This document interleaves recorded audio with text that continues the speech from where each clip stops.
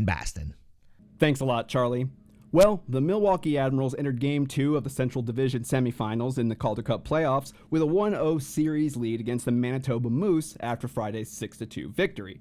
And I did talk last game about how the Milwaukee regulars were the ones leading the charge behind defenseman Jordan Gross. And yes, Gross had another spectacular game, picking up 2 more assists today, bringing his point total to 5 points in 2 games.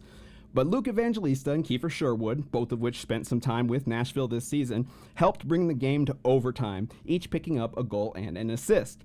Unfortunately for the Admirals, though, they fell in overtime just under 2 minutes into the period, and the series heads back to Milwaukee for games 3, 4, and 5, tied at 1 apiece.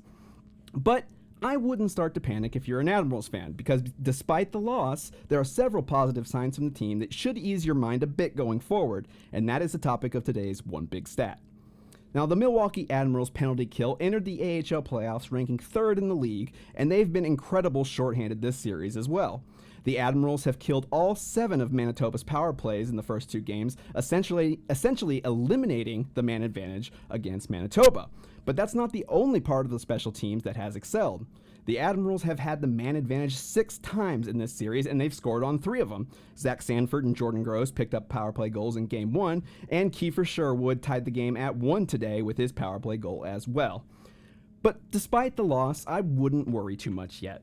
Nearly every game in the regular season series was decided by just 1 goal, and even Admirals head coach Carl Taylor went into Game 2 with the mindset that they needed to play as if it was a 1-goal game, despite the 6-2 win in Game 1. And he was exactly right. The Admirals fell by 1 goal, 3-2 in overtime.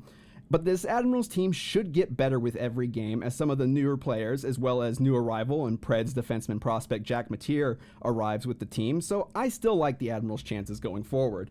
Of course, Yaroslav Askarov has been fantastic this series, as well as Jordan Gross, Kiefer Sherwood, Luke Evangelista, and so on, but the Admirals' excellent special teams could prove to be the difference going forward, starting on Wednesday night in Panther Arena for Game 3.